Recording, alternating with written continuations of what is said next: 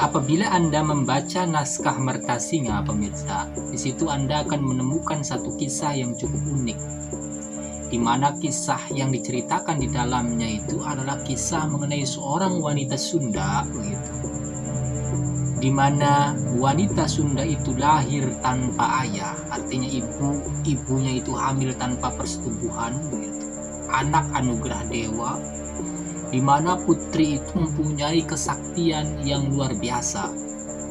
Kesaktian yang dimaksud adalah kelaminnya ini, maksudnya alat kelaminnya itu, alat kelamin perempuannya itu, apabila akan disetubuhi oleh orang yang tidak diinginkannya, maka alat kelamin itu mengeluarkan bara api yang panas, sehingga siapapun laki-laki yang mencoba menggagahinya, ya tentu saja kocar kacir, kan begitu.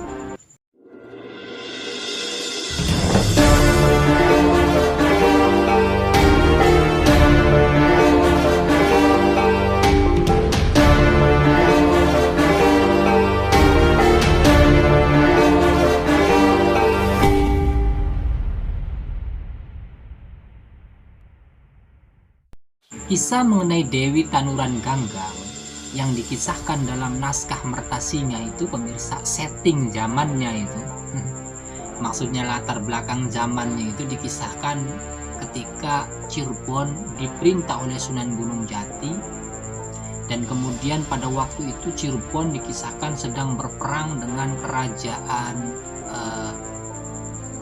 bawahan Pajajaran yang bernama Talaga. Pada masa itu Cirebon ini kan berperang dengan Talaga, salah satu kerajaan bawahan Pajajaran, dan dalam penyerangan itu, pemirsa, kerajaan Talaga, singkat ceritanya itu, dapat ditaklukkan oleh Cirebon.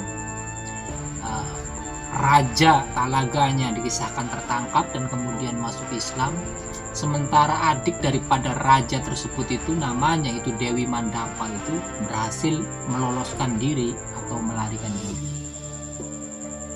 Nah, dalam pelariannya itu, pemirsa, bahwa Dewi Mandapa ini merasa sangat dendam sekali dengan orang Cirebon itu, karena orang Cirebon itu dianggap telah menjajah tanah leluhurnya.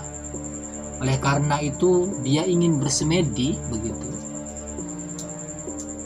meminta pertolongan dewa, begitu, agar supaya dia bisa membalaskan dendam leluhurnya yang ditaklukkan oleh orang Cirebon itu.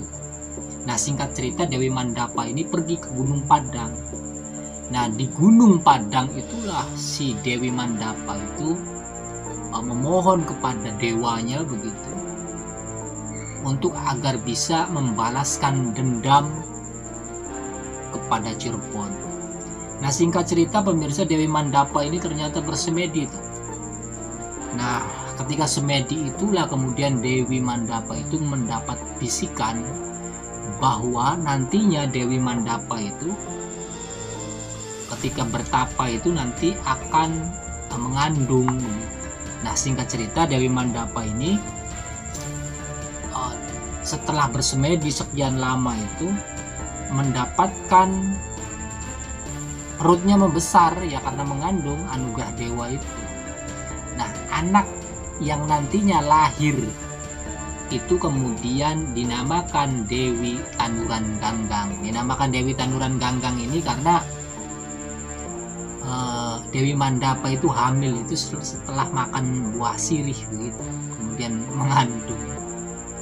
Nah, singkat cerita, pemirsa, ketika Dewi Mandapa itu dikisahkan wafat lah, ya, begitu, anak ini, Dewi Tanuran Ganggang ini, memang doa daripada Dewi Mandapa agar bisa anak keturunannya itu balik menjajah Cirebon, begitu.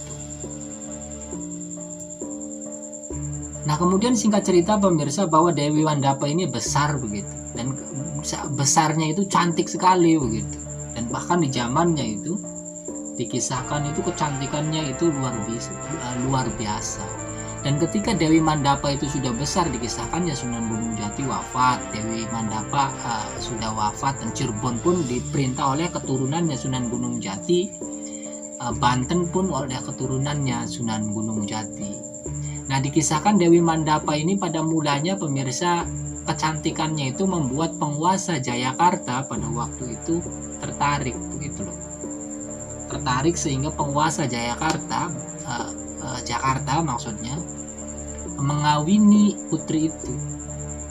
Namun ketika dikawini itu, ketika mau disetubuhi itu pemirsa, ya begitu mengeluarkan bara api yang membara begitu. Sehingga Pangeran Jayakarta itu merasa heran dan merasa takut begitu. Namun karena si putri itu cantik, ya mau bagaimana lagi kan, ya dipelihara tetap. Nah, pada suatu ketika Pangeran Jayakarta itu berkunjung ke Cirebon, putri itu rupanya dihadiahkan kepada Pangeran Cirebon, kisahnya itu begitu. Nah, oleh Pangeran Cirebon juga begitu, ketika dinikahi dijadikan selirnya, kemudian ketika hendak disetubuhi itu kemaluannya itu membara, ngebul ya kalau dalam bahasa kitanya itu, atau bagaimana ya, panas lah begitu. Jadi tidak bisa disetubuhi. Jadi oleh Pangeran Cirebon gagal.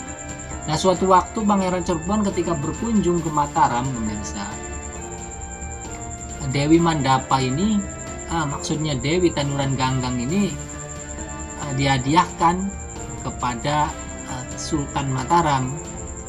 Dan pada saat disetubuhi oleh Sultan Mataram juga itu dikisahkan itu, apa namanya, ya kemaluannya begitu lagi tuh, berkobar-kobar.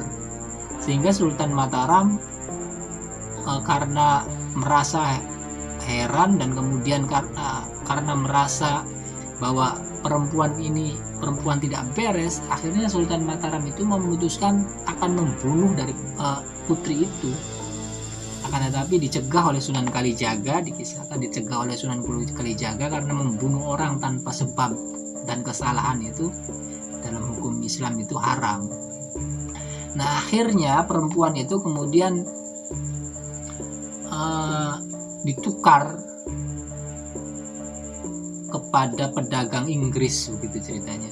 Nah, oleh pedagang Inggris itu pun ketika mau disetubuhi itu gagal tuh pemirsa, jadi nggak bisa tuh. Nah, akhirnya perempuan itu, Dewi Tanuran Ganggang itu dibawa keliling Eropa, dijadikan budak lah ya begitu.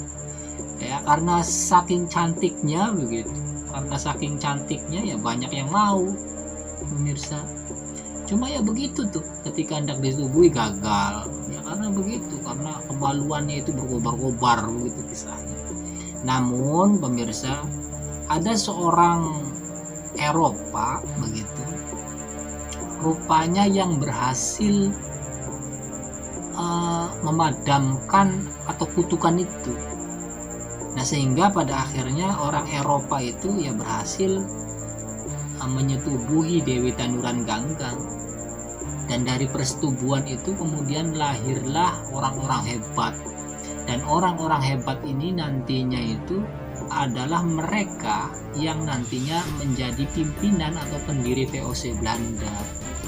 Nah, para pimpinan dan pendiri VOC Belanda ini di kemudian hari itu adalah mereka mampu menjajah Jayakarta dalam hal ini, kemudian juga mampu menjajah Banten, dan kemudian mampu menjajah Cirebon.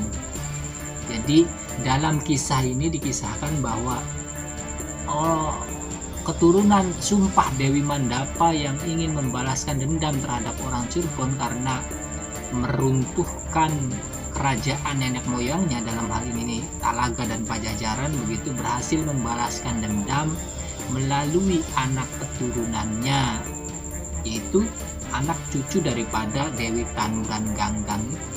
Jadi kisah ini menarik ya pemirsa. Ini kisah ini dalam kisah ini ya VOC Belanda itu adalah turunannya raja-raja Sunda. Kisah ini tentu kisah yang sepertinya ini kisah apa? Kisah yang dibuat-buat mungkin ya. Kisah yang dibuat-buat untuk melegitimasi bahwa VOC ketika itu yang menjajah Pulau Jawa itu mempunyai hak, karena mereka itu para pendiri VOC itu keturunan Raja Sunda gitu.